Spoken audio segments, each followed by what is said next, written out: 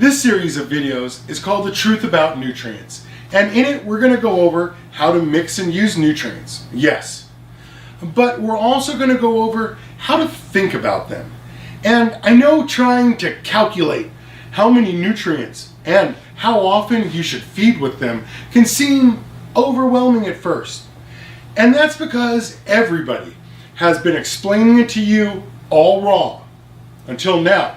So keep watching and I'll show you everything you need to know about nutrients. And the truth is brutal and brought to you by Humboldt Nutrients. And this is episode 5. And the theme of this episode is supplements and additives. And these are generally everything that's not base nutrients. And while there's no strict definition on what a supplement or an additive is, we usually consider supplements anything added to solve nutrient problems and have NPK numbers less than 111 or 3 total. And then additives are usually considered to be anything that increases growth rates in a healthy garden, or anything the plant might run short on because she's not capable of producing enough to keep up with the faster growth rates that happen with indoor gardens. So, in this episode, we're going to go over everything you need to know about Humboldt Nutrient supplements and additives, what they do, and how to use them. But before we do that, there's some basic information you need to know about, and I don't care what nutrient brand you bought or are using, because even though Humboldt Nutrients is sponsoring The Truth About Nutrients, and even though we recommend Humboldt Nutrients in the store because they're easy to use and inexpensive to buy, it's still all the same shit. So keep watching, and by the end of the series, I'm going to prove it to you. So, let's start with an introduction. Hi, I'm the Grow Boss, and I have a hydro store where I get to meet lots of growers and listen to their stories, which is exactly how I wrote my book, The Grow Book and Equipment Guide, because for years now, I've been collecting and writing down all the questions my customers ask.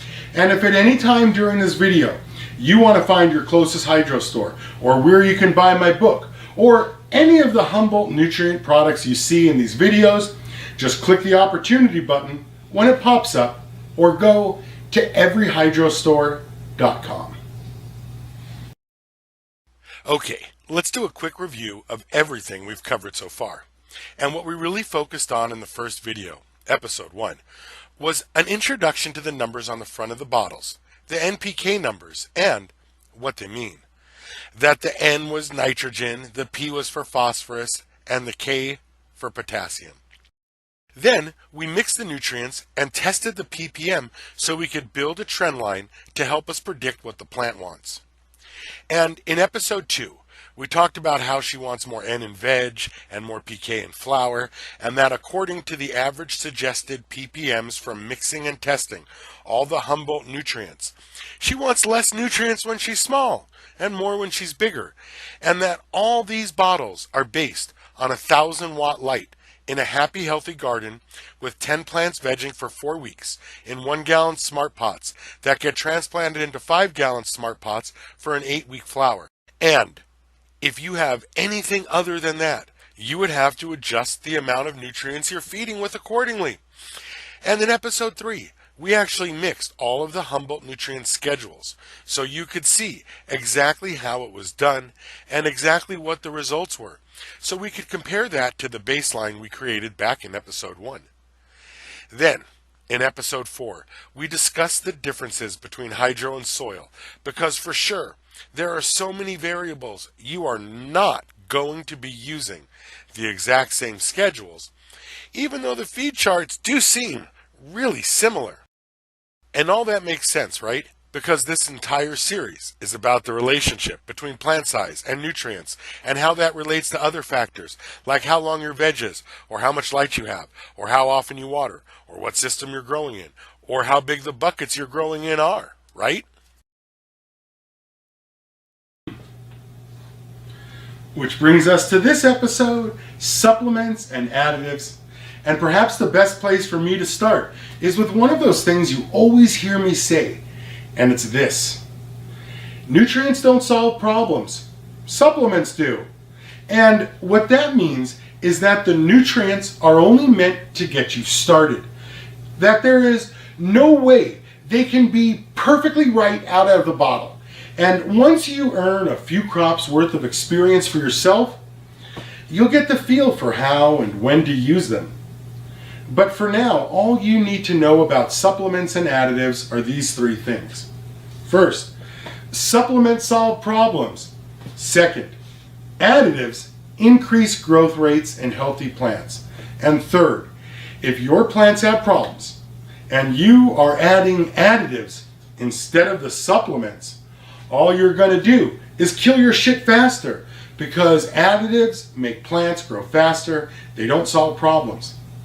And that's what this video is about. So let's go over all the Humboldt nutrient supplements and additives in more detail and then mix them. So let's start with a quick review of their nutrients to make a point, and you can see when we look at oneness, the numbers are high, 594, for an NPK rating of 18. And their two-part master A and B line is a 403 for part A and a 156 for part B, for a total NPK rating of 19. And the same thing with their two-part all natural. If we add up all the numbers on the front, they have an NPK rating of 17. And it's the same thing with their three-part. When we add up all the numbers, it gets pretty high, with an NPK rating of 26. But that's what you want when it comes to your base nutrients, because the higher the NPK rating, the less you have to use, and the cheaper your cannabis is to grow. Which is one of the main reasons I always recommend Humboldt nutrients at the store. They work great, and they are super cost effective to use. And now that you get what defines a nutrient, let's go over in more detail what defines additives and supplements, and then we'll mix and add them too.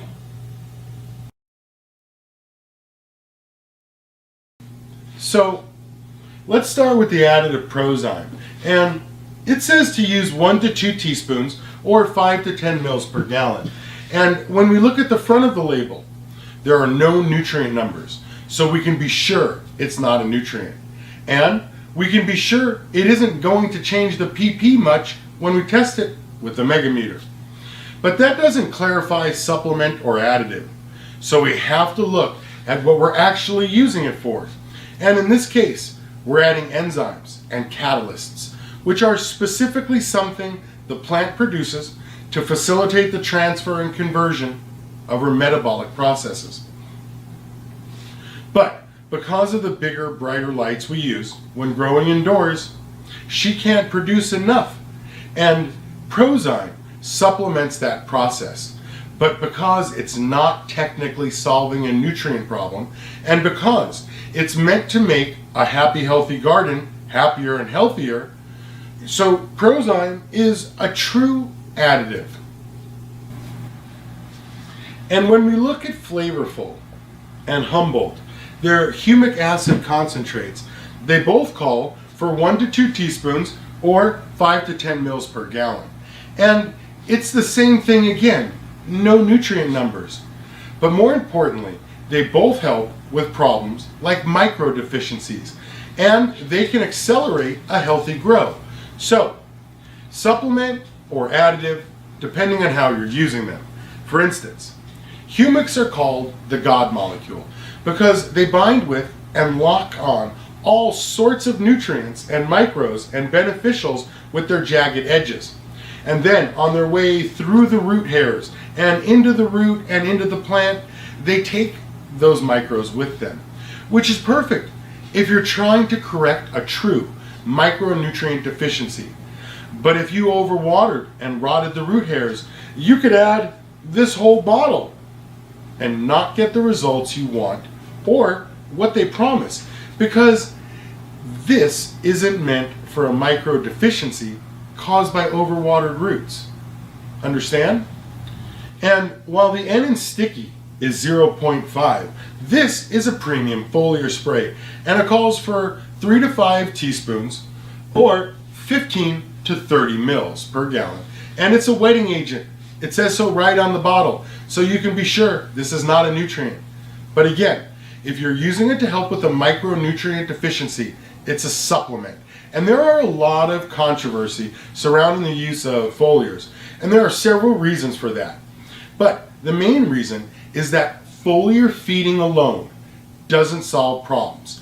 Because if you have any true deficiency, you would have to solve that at the nutrient and the root level first. But more importantly, sticky only does one thing really. It's a wetting agent that helps coat the water and anything in it, including whatever nutrient you added to help fix the problem. And even though that coating of sticky helps the plant absorb more nutrients through her leaves, if you actually had a nitrogen deficiency, you would have to add Verde with an N rating of 16 to the feed schedule to actually solve the problem going forward. But you could also back that up with a supplemental foliar spray of something like 100 ppm of Verde mixed with the sticky. What you would not do, however, is use the sticky as the supplemental source of nitrogen, because the N rating of sticky is 0.5, while the N rating of Verde is 16. So you would use this as a supplemental nitrogen source, and you would use this exclusively as the wetting agent. As long as we're here, let's take a closer look at Verde, Humboldt Nutrients Nitrogen Supplemental. And with an NPK rating of 19, it's higher than some of the nutrients. But this is one of those things that breaks the rules, as it is a supplement, but it does have numbers higher than 111 or 3 total. And we'll get more into these high number supplementals again with the bud boosters later in the video. But for now, I just want to point out that when you look through all of Humboldt Nutrients feed charts, Verde is only mentioned for use with Master A and B soil. And while the bottle suggests 1 to 5 mils per gallon for feeding and 5 to 10 mils per gallon for foliar applications, the Master A and B feed schedule calls for just 3 mils per gallon, max. So why the discrepancy? And it's because when you use this product solo and to solve a deficiency, you would use more than what's built into the feed schedule. And Verde is the only one in this one feed schedule because the feed charts assume no problems. Yes, that's true. But more importantly, an actual nitrogen deficiency is a rare problem and is more likely caused by you overwatering. So watch for that. And I'd like to go over 2 more examples about adding supplements, and talking about Verde gives me the perfect opportunity. So let's start with the first example, and in it, let's say we're at week 6 veg, and let's say your strain wants more nitrogen. Well, there are technically 2 ways we can add that, right? The first, we can feed with what Humboldt Nutrients suggests for that week, which in this case would be about 500 ppm according to the average chart we created. And then we would add more ppm of Verde on top of that amount for an increase in total ppms above the suggested amount. Or we could reduce the ppm of our base nutrient by the same amount of ppm we're adding of Verde. So we end up with the same suggested total according to the average Humboldt nutrient chart we created. But that would mean you would have to admit that nutrients are worth less than you believe, and that yield is truly based on light, which may be too much for you to admit right now. And the second thing I'd like to point out now is that either way, by adding Verde, we also change the formula we're feeding the plants with, and I want to show you how to add this up so you know what you're actually doing.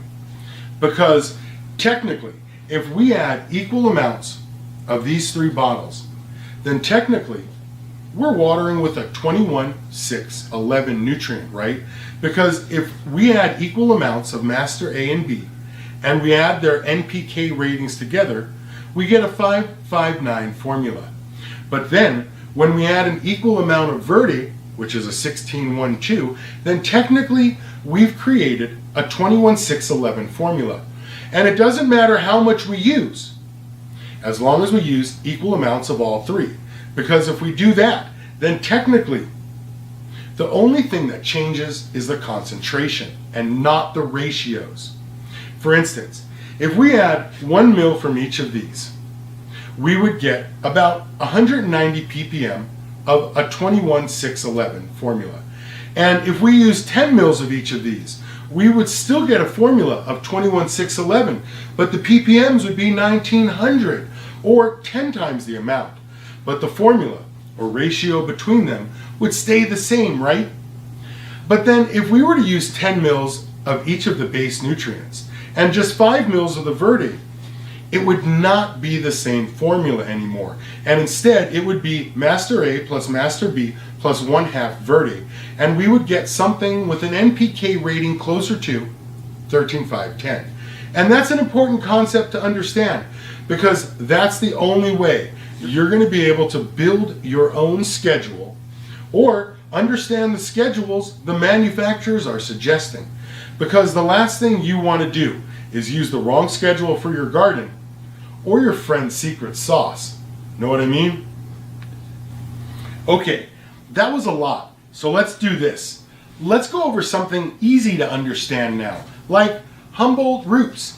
It wants us to add 1 to 2 mils per gallon, and even though there's a P and a K number on the front, at 0.25 P and 0.25 K, even added together, it doesn't add up to anything. And because Humboldt Roots is a hormone, and because it's meant to increase insufficient levels in the clone, or meant to increase the rate of rooting in an otherwise healthy clone, this, by the very definition, is an additive. Then, when you combine that with its mechanism of action, which is to mimic the chemical rooting signal the plant naturally produces, to overwhelm it and trick it into creating explosive root growth, that's really the thing that defines this as an additive and not a supplement. Like I said, there's not always a clear distinction between additive and supplement, and then sometimes there is, like with Humboldt Roots. And it's up to you, as the grower, to know all the differences and uses and conditions before using them. That's what makes the difference. And that's why I tell you, it's 50% strain, 50% grower talent, and 50% equipment. Now, let's look at silica. And depending on when and how you use it, this could either be a supplement or an additive. And notice the numbers on the front. There are none. Again, classification depends on use. And this wants 1 to 3 mils per gallon. So if you're using it to solve late day leaf droop, it's a supplement. But if you're adding it to thicken the cell walls because the plant can't produce enough silica to keep up with the light, or in an effort to increase weight or for protection against bugs in an otherwise healthy garden, then it's an additive because you're making a good grow better. But again, if you give her silica for late day leaf droop, but her roots are rotted because you've been overwatering, no wonder you think it doesn't work. You're working off an incorrect diagnosis. And when we look at the Humboldt nutrient sweeteners, like Humboldt Hydro Honey and the natural version Humboldt Hydro ES, both have an NPK rating of 3 or less, so they're not nutrients. And the Humboldt Honey calls for 5 to 10 mils, and the Hydro ES calls for 1 to 2 teaspoons, which is funny when you stop and think about it, because 5 to 10 mils is 1 to 2 teaspoons, right? Which is why I'm always telling you that the nutrient vendors intentionally make this shit confusing. Otherwise, they would use more consistent measuring on their bottles and feed charts, right? And I know I'm waving the Humboldt nutrient bottles at you because that's what we always recommend at the store, but it's really all the nutrient vendors, isn't it? Because yield is based on light, not nutrients. No matter how much They try to brainwash you. Anyway, both these sweeteners are additives because they do not solve problems. They only make a good grow better, because I can assure you there is no plant problem that sugar solves. And if you were advised to add an energy drink like one of these Humboldt honey sweeteners to your sick, shitty plants, what do you think is going to happen? That's right, they're going to get sicker and shittier faster, because additives don't fix problems, supplements do.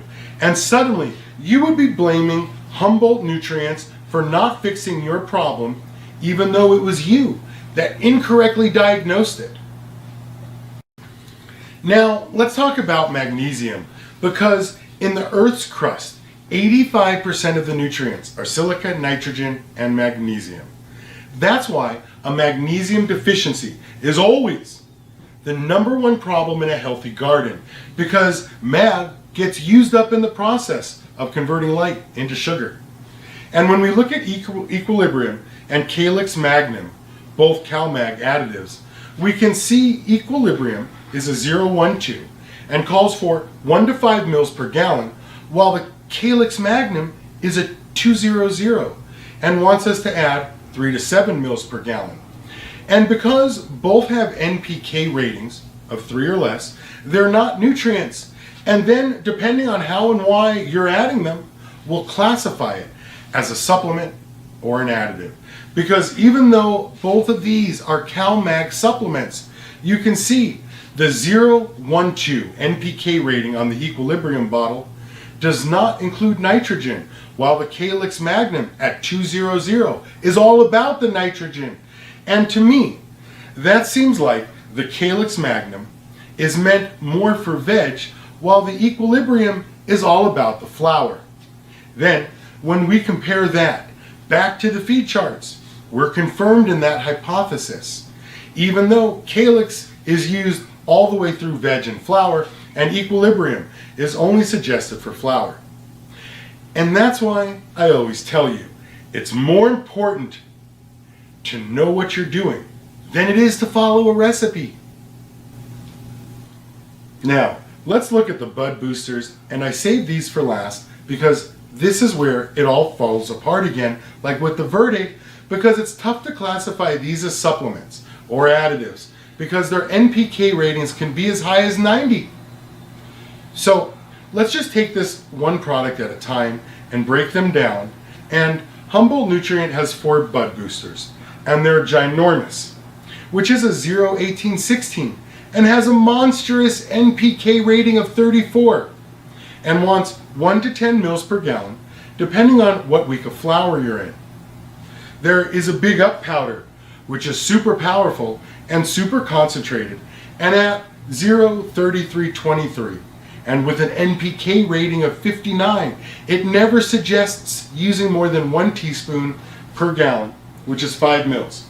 And then there's Hydro Deuce and Natural Deuce, and both are 0022 with an NPK rating of just 22, which may be less than half the other bud boosters, but it's still more than just about every nutrient they make. And both suggest 1 to 5 mils per gallon, and both come from sulfate of potash. And so the only difference to me appears to be that this one is marketed for soil and this one is marketed for hydro, which is totally reasonable. But if we look a little deeper into this PK booster thing, it turns out that ginormous Big Up powder and both Deuce Deuces have more material value to them than just more PK equals bigger buds. And even though they seem to be the same, and at 1 to 10 mils of ginormous, or 5 mils of Big Up, or 5 mils of Deuce Deuce, they all appear to call for the same quantity, and when you look at what's inside them, you sort of have to ask why. Now with Deuce Deuce I understand. Soil and hydro, I get that. But when you look at what's in ginormous and Big Up powder, the only difference is the 2% humic acid derived from leonardite. But if you were already adding their Humboldt, you would already be adding 8% humic acid. And if you added their flavorful, you would be at 8% refined humic acid from leonardite. And I have no idea what all that really means, but I do know it sounds like it's all the same shit.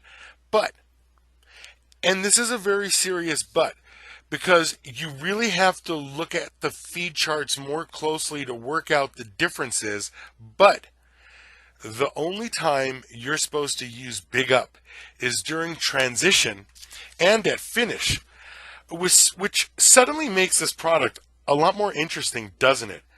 Because there are a couple of very specific things happening at those times, isn't there? Because when you transition to flower, that's when the plant really stretches, and they make plant growth regulators to control that. And then again at the end of flower, when the buds are full size and they're ripening, this is when you would use a flower hardener. Anyway, the first thing you need to know is the fact that the faster the transition happens, the longer the plants can spend building buds, right? 8-week flower, 2-week transition, minus 2-week finish, and suddenly they're only building buds for 4 weeks. But shrink that transition time to 1 week, and now they're building buds for 5 weeks. And I know 1 week doesn't sound like much difference to you, but technically, to the plant, it's an increase of flower time of 25%, from 4 weeks to 5 weeks, which is huge. And again, when your girls are finishing, it's the same thing, only now the buds get dense. Well, if you did this right. And this is when her weight doubles, because this is when she gets dense and covered in oils. And remember, oils don't dehydrate during the curing process. So where the plant loses 75% of her weight, at least from water, she loses almost nothing from the oils because they don't dehydrate. I would like to point out one more thing before we end this video. I would like to state again that even though I say nutrients are worthless, I don't mean you don't need them. What I'm saying is that yield is based on light, and nutrients only support the amount of light you're using, because there are a lot of lights and ways to grow, and that ultimately the responsibility for using these nutrients correctly is up to you, the grower, and not the manufacturer, because I refuse to admit that anybody and everybody can grow cannabis, and that my experience is worth less than the products I'm using. That's why it's so important to me that you understand all the details that go into the decision-making process so you can make the best, most informed decisions possible. After all, it's 50% equipment, 50% strain, and 50% talent. All right, now this is the end of episode 5, and I know we've been through a lot of information, but it was important that you got the basic ideas about nutrients, how to mix them, when and how to use additives and supplements, and how to adjust your schedule depending on whether you're in a media-based grow or a hydro grow, and how to adjust that schedule based on plant count and your finishing light and veg time and flower time and bucket size and watering frequency. And now that we know all that, it's time to start putting it all together. So in the next and final episode, episode 6, experimentation and advanced strategies, we're going to go over exactly that. But for now, let's finish up this episode. Okay, I'm the Grow Boss, and this is The Truth About Nutrients, a series with everything you need to know about the reality of using nutrients, sponsored by Humboldt Nutrients. And if you like the video, don't forget to buy Humboldt Nutrients and subscribe to the channel. And if you have any questions between now and then, you can always schedule a consult with me by clicking on the opportunity link or going to my website. Trust me, I know how much you've spent and how much time you have invested in this. And I promise, I can fix your garden in about an hour. So call me before you quit.